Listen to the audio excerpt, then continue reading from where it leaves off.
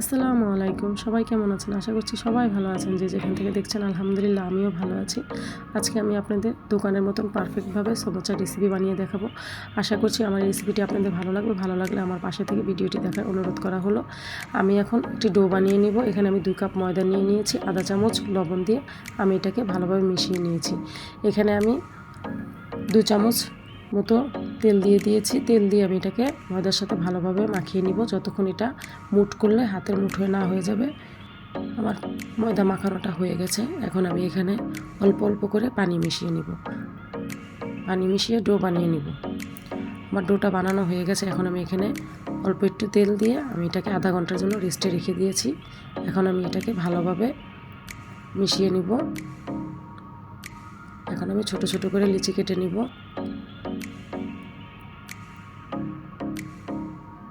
আমি এখানে 9টা লিচি কেটে নিয়েছি। আমি এখন এটাকে সুন্দরভাবে শেপ দিয়ে দিব যেন আমার রুটিটা বানাতে সহজ হয়। আমি এটাকে একদম ছোট করে রুটি বানাবো। আমরা যেভাবে পুরি বানাই সে পুরির মাপে আমি এটাকে ছোট ছোট করে রুটি বানিয়ে নিব।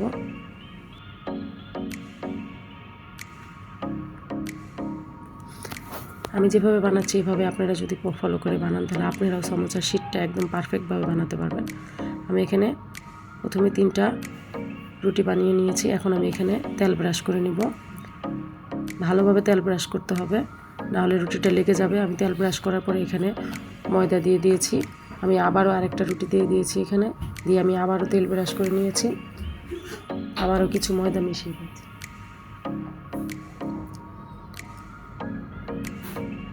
ভালোভাবে সুন্দর করে মিশিয়ে নিচ্ছি। যেখানে যেখানে ফাঁকা ছিল আমি মিশিয়ে নিচ্ছি।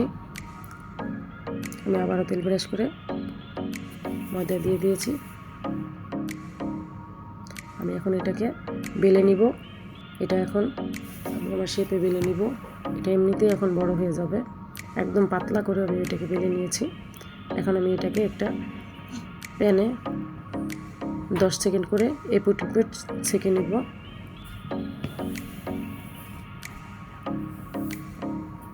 আমার রুটিটা হয়ে গেছে। দেখেন আমার রুটিটা কতটা পারফেক্ট হয়েছে। এটাকে হালকাভাবে টানলেই হয়ে যাবে। আমি যেভাবে বানিয়েছি এভাবে বানালে আপনাদের একটা রুটিও ছিঁড়বে না, খুব সুন্দরভাবে উঠে আসবে। একদম পাতলা হবে। আমার হাত দেখা যাচ্ছে এটা দিয়ে একদম।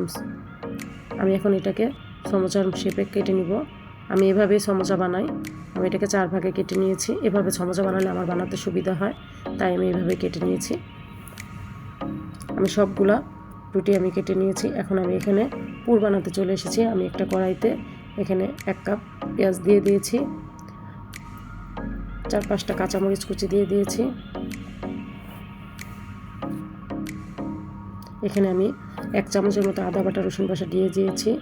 আধা চামচ মরিচ, আধা চামচ হলুদ, আধা চামচ ধনিয়ার গুঁড়া দিয়ে আমি এটাকে ভালোভাবে মিশিয়ে নিয়েছি। এখন আমি এখানে সামান্য পরিমাণ পানি দিয়ে দিয়েছি।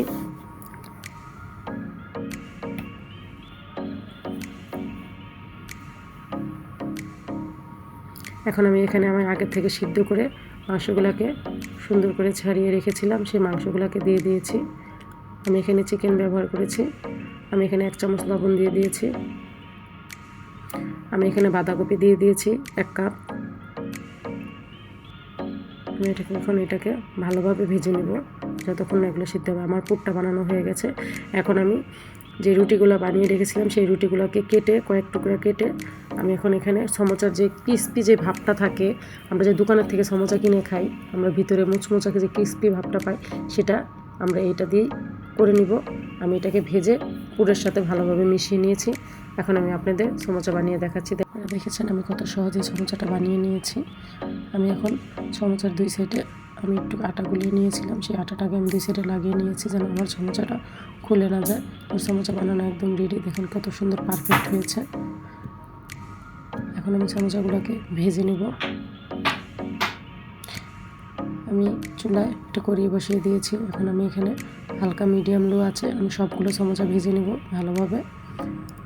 আস্তে আস্তে চালে ভাজতে হবে, নাহলে উপরেরটা লাল হয়ে যাবে, ভিতরে মোচমোচা হবে না। আমি এটাকে সুন্দরভাবে ভেজে নিয়েছি। আমার সমোসাটা কতটা পারফেক্ট হয়েছে। আমার রেসিপি যদি আপনাদের ভালো লাগে আমাকে লাইক কমেন্ট শেয়ার করে দেবেন। আমার চ্যানেলটিকে সাবস্ক্রাইব করে দেবেন। আমার জন্য সবাই দোয়া করবেন। আসসালামু আলাইকুম।